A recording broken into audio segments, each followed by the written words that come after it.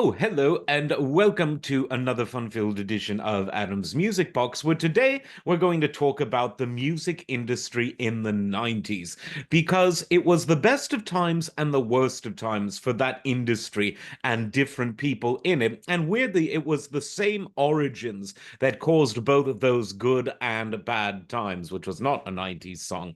So let's look at it from the bottom line point of view, which is the most unartistic way to look at what was happening. But because the industry is an industry, the key's in the name, the bottom line of the record companies affected the kind of music that was funded by the record labels in the 90s. So in the 90s, the music industry was making more money than ever. It was the final decade when they were making more money than the decade before. In other words, after the 90s, it was all downhill in terms of what the music industry was taking in terms of revenue. And there were several reasons for that. It was an era when physical media was still king. And although physical media is more expensive to make and distribute than digital media, which costs very little to make and very little to distribute other than server space costs, which are less than, the factories that were making records, CDs, tapes, and shipping them all over the place. The prices that they were charging customers in the 90s were really gouging. The prices of CDs, which were king in the 90s, but there were still some tapes and some records, particularly in the early 90s. But CDs were really overpriced in the 90s. Even though the cost of production of the compact disc had come down in the 90s significantly, they were charging people upwards of $18, $20 sometimes for a single regular old CD, not an audiophile edition or some special edition or something that comes with a poster or whatever, just a regular old CD of a regular old band. Now, that was outrageous. Because think about the cost of everything else.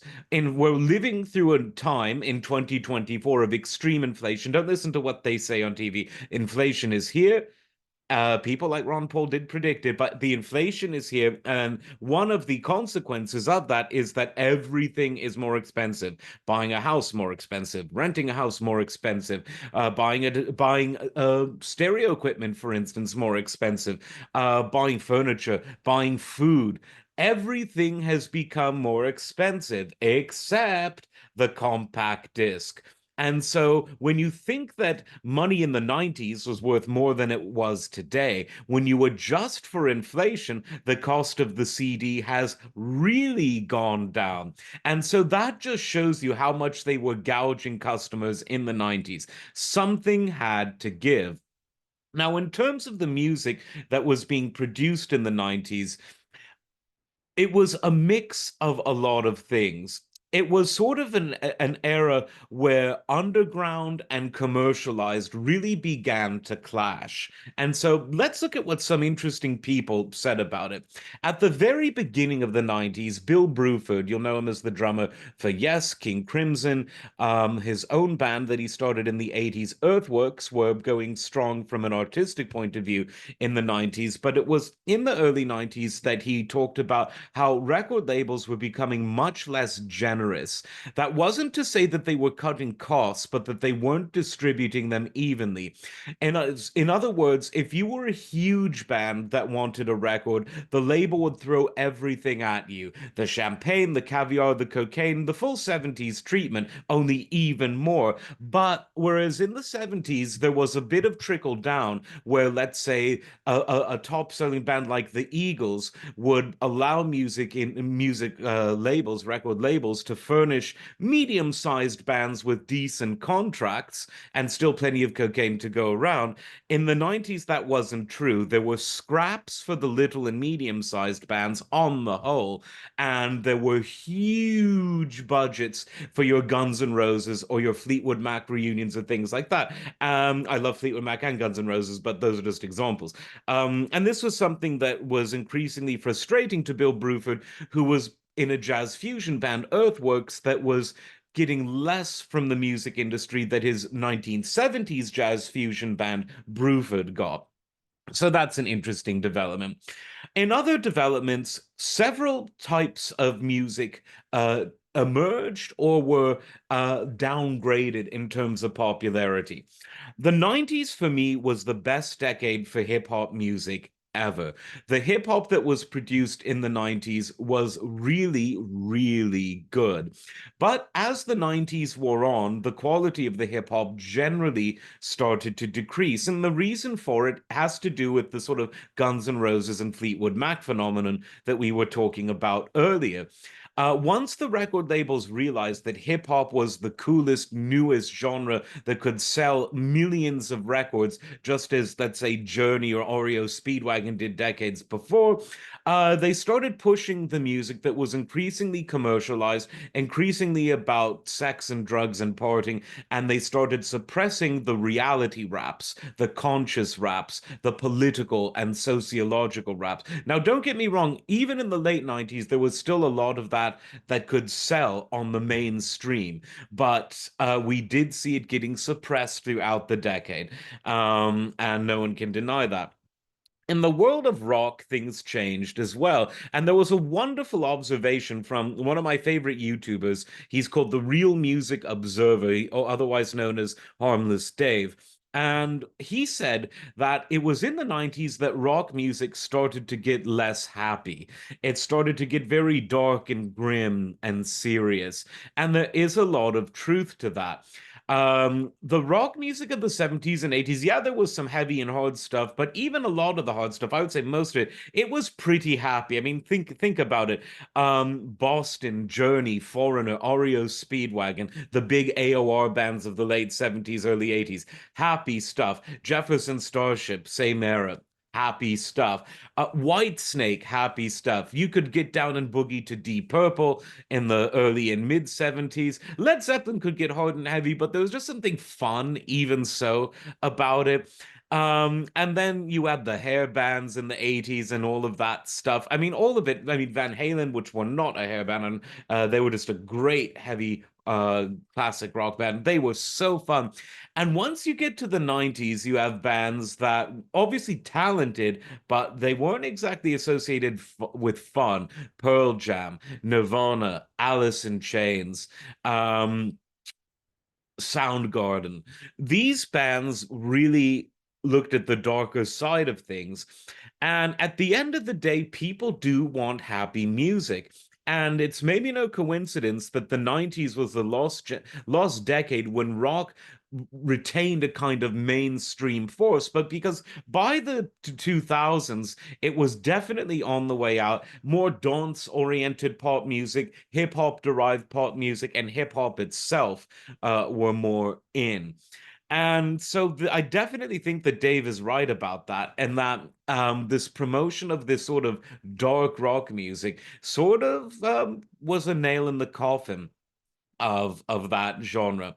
The 90s was also in many ways the lost decade when musical performance was still more important to audiences than performance art. Now, what do I mean by that? Well, today, when you go to a concert of a major pop star, chances are there will be very little live music being played. Sometimes there won't even be the pretense of someone pretending to play an instrument. It will just be a backing track. And making matters even more removed from the art of musical performance, many times the vocalist, him or herself, won't even be singing live. They'll be singing to a pre recorded track. And yet people pay more money than ever to see these shows. And there's a reason for it. They are being entertained, and they're being entertained at a very high quality. They're just not being entertained with live music. They're being entertained with dancing, with light shows, with big visual displays, sometimes with striptease, sometimes with audience participation, not in the striptease per se, although it's been known to happen. So they're being entertained by all of this sort of stimuli, like it or hate it, but they're being entertained by it. but the music is like an afterthought. It's a backing track. It's not being played live. And this is a conscious decision. Now, I know there are some dinosaur rock bands that can't really play or sing anymore, so they have backing tracks to pad it out. But I'm not talking about that. Those are just old guys trying to, still get by. I'm talking about young artists who have consciously made a decision not to hire musicians who can play, even though they'd have a budget to do so, and not to even bother to sing or play a guitar live. They could do it. They're young. They're talented in some cases. And if not, they've certainly got the time and money on their hands to learn even a bit. But the point is, they don't want to because audiences are not demanding that. And if you try that in the 90s, generally speaking, audiences would have said, well, hang on. You've got to sing live or rap live or play your instruments live or just having one singer with a backing track. Ugh, and that was sort of the last decade when that demand was sort of there. It became less and less. And now, when you go and see live music, there's not even really an expectation that the music is live. Now, finally, we can talk about the death of radio. And people might be wondering, yes, the two most iconic people of the 90s are indeed behind me. But one of them actually did something to the radio. And that man was Bill Clinton, because it was under Clinton and a Republican Congress where that worked together to essentially deregulate radio station ownership. Existing regulations before that time made it difficult for a giant publicly traded company or a huge consortium to own vast amounts of US radio stations. So you still had a lot of local ownership or small regional ownership. And this meant that there was still, even as consultants were being brought in, there was still local flavor to be had. Once that was deregulated, you've got Clear Channel that basically became a behemoth. And what they did is they made all of their playlists the same. They fired all of the cool DJs. And by the end of the 90s, you even had some experiments beginning with no DJs at all. You just had some underpaid guy pressing the buttons to play the music. And we saw what that has led into by the 2000s. Now you don't even need a guy to press play. It can all be computerized and algorithmatized. And the beginning of that in terms of radio, which was still king in the 90s, was what that piece of legislation. And there were some who survived because they were living in big media markets and they had a huge personal following, people like Jim Ladd, the Lost DJ.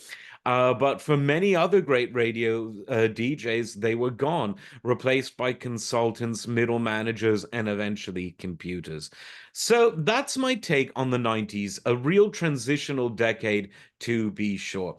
Like, subscribe, and we will see you next time. Take care.